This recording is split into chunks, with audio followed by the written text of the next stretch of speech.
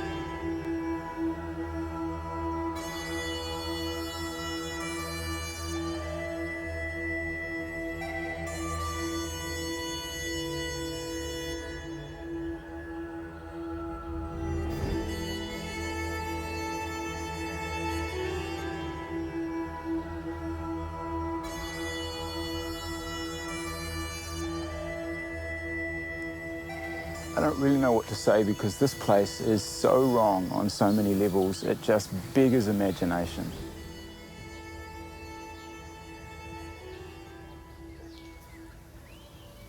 In this place, two ideologies clashed, and that, frankly, is just polite political speak for one group trying to overtake another using power and death and manipulation and killing, basically, as their weapon. We're talking about Pol Pot, a man who was the leader of the Khmer Rouge, trying to take over the country of Cambodia, which he successfully did. And the way he did it was to take a cluster of people and endeavour to annihilate them. It's just extermination, killing. And we're standing here in the middle of one of many thousands of what are known as killing fields. And just over here, this is just a tiny remnant of what happens. Estimates range of the killings for somewhere between 400,000 upwards. There's nothing right about this. That a human life, that a human is reduced to a piece, an object in a case like this for the sake of power.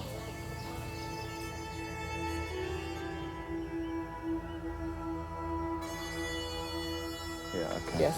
So all the 86 graves I just mentioned is around here. But each grave was very deep, at least 3.5 meters. You know, Khmer Rouge came to power after the 5 Years' War. In 1970 to 1975, during the 5 years that we were living in fear, our people died every day. So when we know the war finished, we all feel so happy. And they come to welcome Khmer Rouge. They tell the people that, dear people, now the war finished and we need all of you to work for us because we are going to form the new government. But they never tell them the truth. When they were taken, they never been returned. Their family, their husband, their wife, their children not allowed to cry, to ask for them, or to show that they are sad, or they're gonna be arrested and killed also. Don't mean we had no emotion. We are like the statue, we are like the robot, we are like the piece of wood. We are not allowed to have any emotion, any feeling. When they were taken, if they are lucky enough, they were taken straight away to the killing field.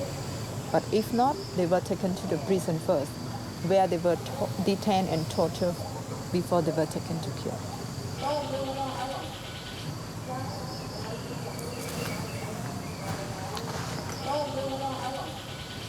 And this is a tree that they used to hang the loudspeaker, and they play the loud music, like what you hear now. Yes. When they kill the people, because they didn't use gun to kill them. They used a bamboo. just hit their head from behind. After they hit their head, one stick, they push them into the grave and bury them alive. And so the people that were pushed into the grave may screaming or mourning because of pain. So to keep their voice down, they had to play the music when they killed them.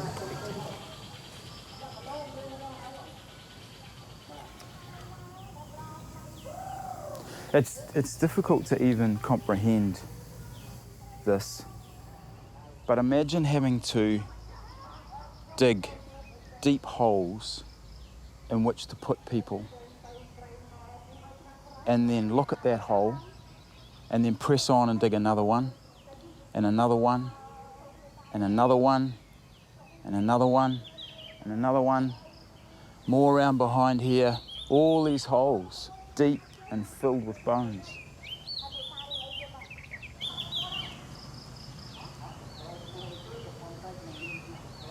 A Western journalist came up with this name, Killing Fields.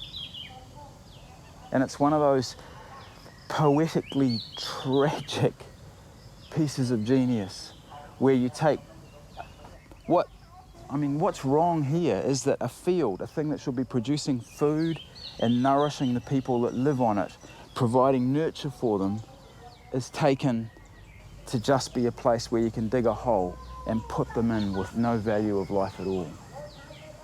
You know, you look at this and you think, how can this happen? How can this be? And yet, you know what? This has been going on and continues to go on all around our planet.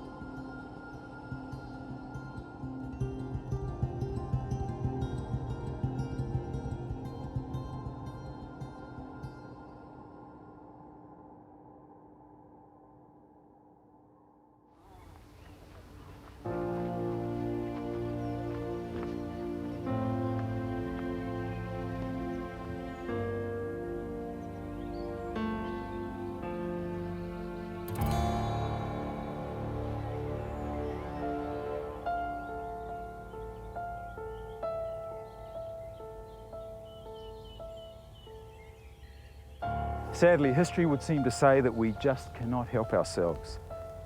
Aren't these images deeply troubling on all kinds of levels?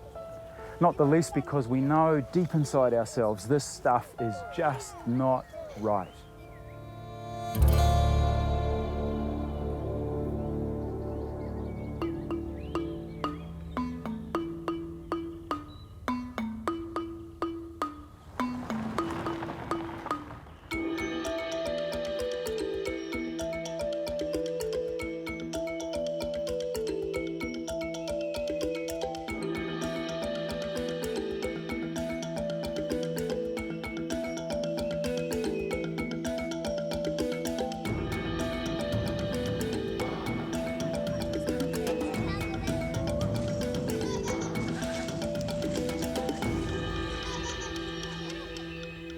This one's hard for me. We're in Rwanda, in Africa, in the southern highlands, in a small village called Nyanji. And around us here, you see the ruins of what used to be once a very, very large church. It was a tall, towering brick structure and would hold over 1,500 people seated. Very big place. In charge of it at the time was a man named Father Saromba. It's 1994, in the middle of the Rwandan genocide, and the Hutu rebels are moving through the countryside, through the hills and the bush towards here. Father Saromba puts a message out to the surrounding villages. All the Tutsis, if you want to be safe, come here to this church. And on the 16th of April, 2,000 people crammed in here for safety.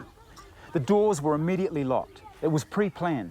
The rebels surrounded the place. They had rocket launchers, grenades. They threw the grenades into the building. Many people died, but not everybody.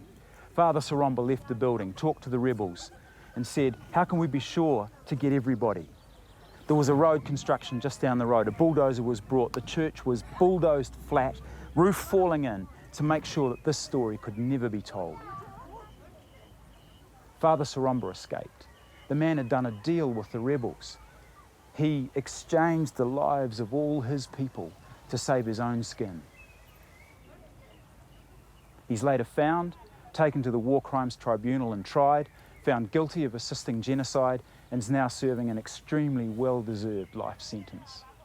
But it gets worse.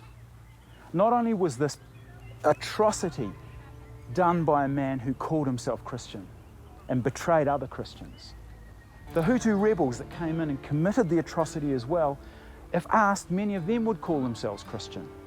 And in fact, if you pushed some of them, they would even go so far as to say that this awful genocide here, in doing that they were doing God's work.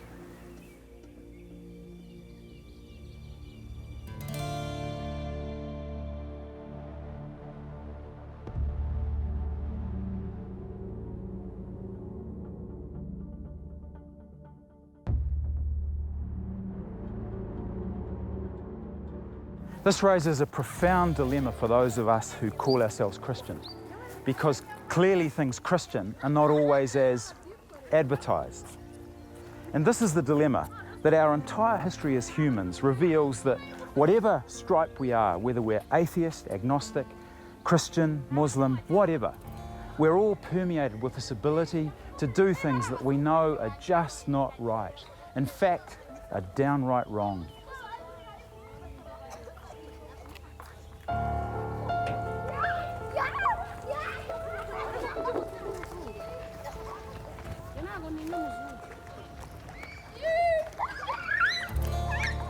Sadly, the unpleasant truth is that these little ones, cute and all as they are not completely innocent themselves. We all know they can drive their parents to distraction, and we know that little kids can be absolutely mean to each other sometimes, hey?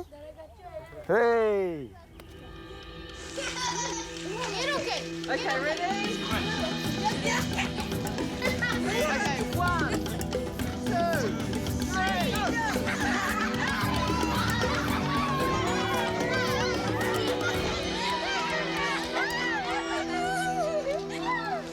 As you can see, I'm not completely fit. These kids are way, way fitter than me. But in the same way that I'm not completely fit, I'm not completely good, and I'm not completely evil. I'm this mixed bag. We're all us humans are the same thing. This mixed bag of a little bit good and a little bit evil.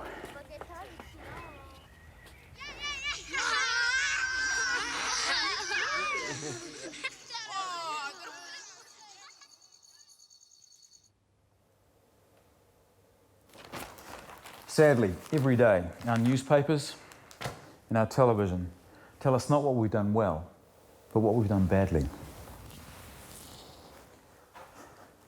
And as we put our heads on the pillows at night and evaluate the day, are there things we've done well? Yeah, of course there are. Are there other things that we've done not so well?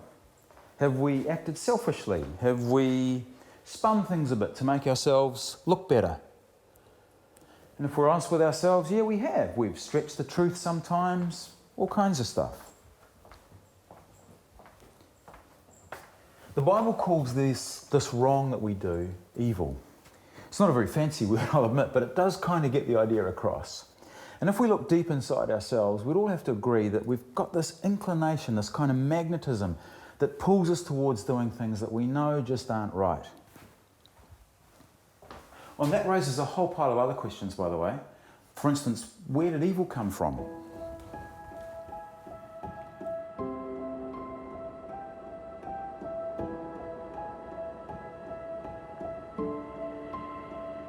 When the Bible explains the beginnings of evil, it introduces us to Satan, someone very real, very evil, and very powerful.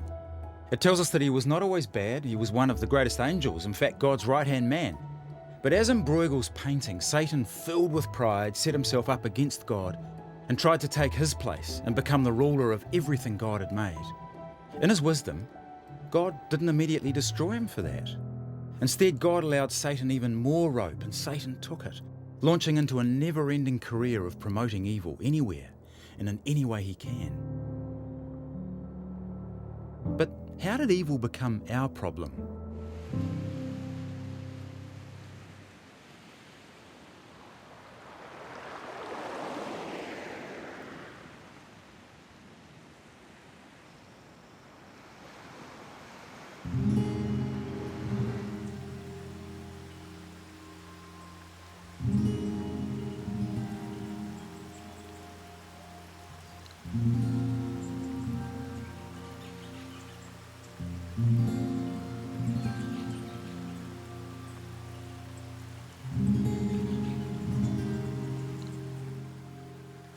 We're here in the incredible Daintree rainforest in the north of Queensland in Australia.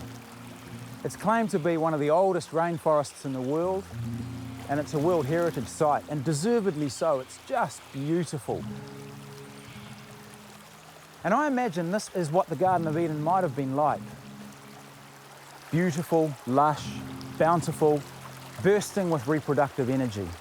Everything perfect, just as it should be. Adam and Eve in the garden, enjoying each other, and having an unobstructed and innocent relationship with their Creator, with God. No jealousy, no selfishness, no anger, no fear, no perversion, no sin. Imagine that.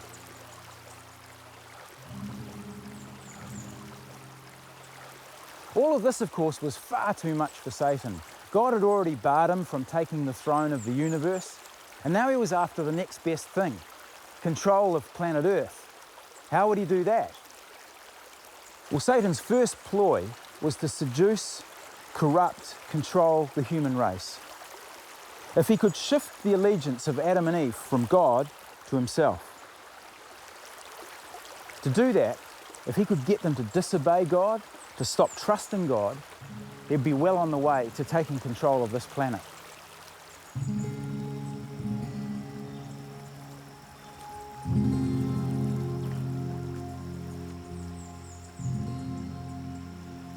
In the middle of the garden there was one special tree, the tree of the knowledge of good and evil. This tree was a living symbol of God's authority, basically a symbol of his ability to choose good and evil, right and wrong. And if Adam and Eve chose to eat fruit from this forbidden tree, the one thing that God had told them not to do, then they would be defying his authority, kind of saying, let me call the shots myself. And here enters Satan's cunning ploy. If he could get them to cross that line, to take fruit from that forbidden tree, then his plan to control the planet would be well underway.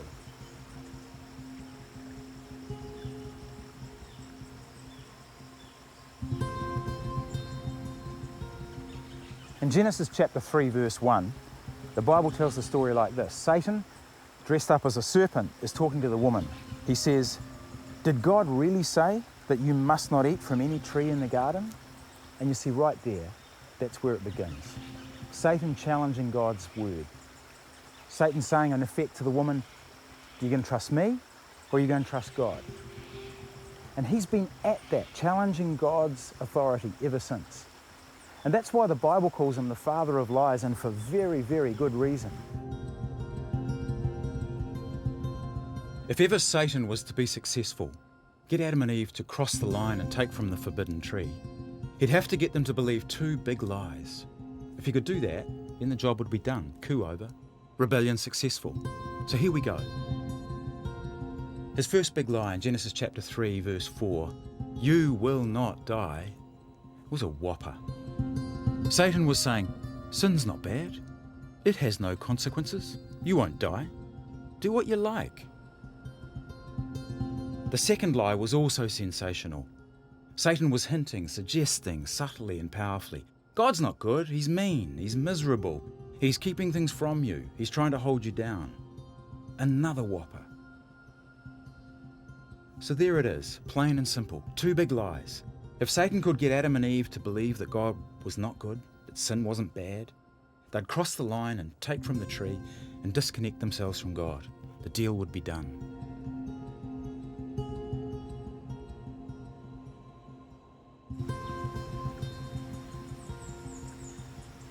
And it worked. They swallowed the two big lies. They didn't need to, but they did. And because they did, they introduced evil into the world, and it became our problem. And the rest, as they say, history.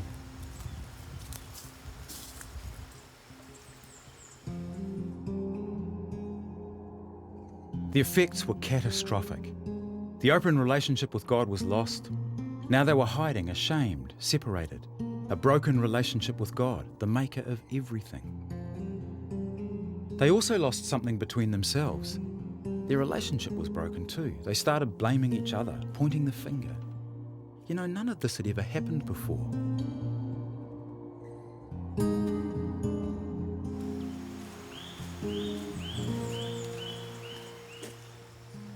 And this is huge. Into this pristine and perfect setting came things never before seen or thought of. Guilt, fear, doubt, envy, greed, selfishness, broken relationships with each other, with the planet, with the Creator. And all the rest, the killing, the lying, the stealing, the gossiping, all of these spring from that first basic separation from God. And after this, things began to steadily unravel. The Bible tells of the awful tragedy.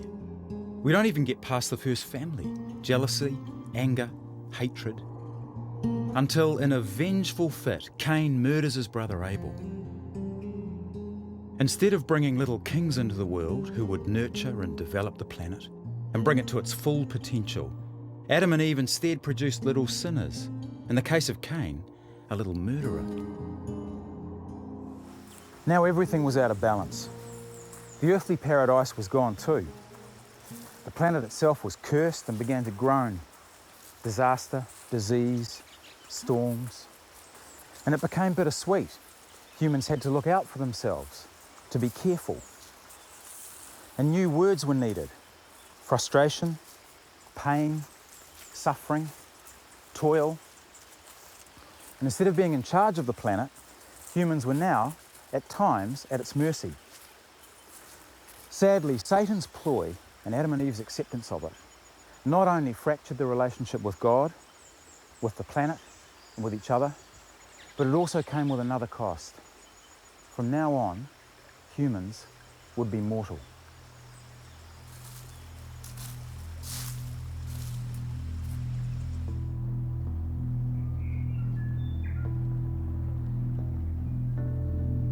They could once have lived forever. Now they would die.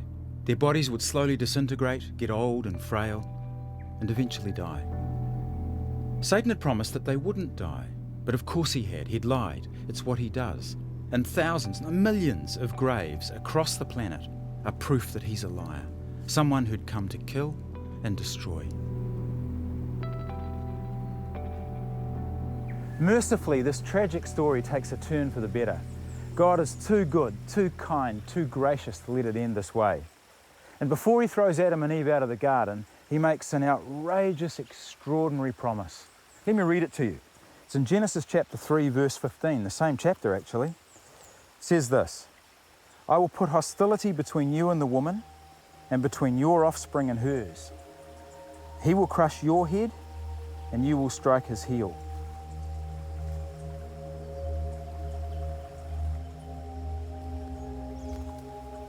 What God is saying here is that evil will be destroyed completely. He's not mentioning any names, he's only giving clues. It'll be a human being, a male, just one person. Satan's head will be crushed and the other person will be injured. But evil, with all its pain and suffering and misery, will be gone forever. Wouldn't that be simply stunning?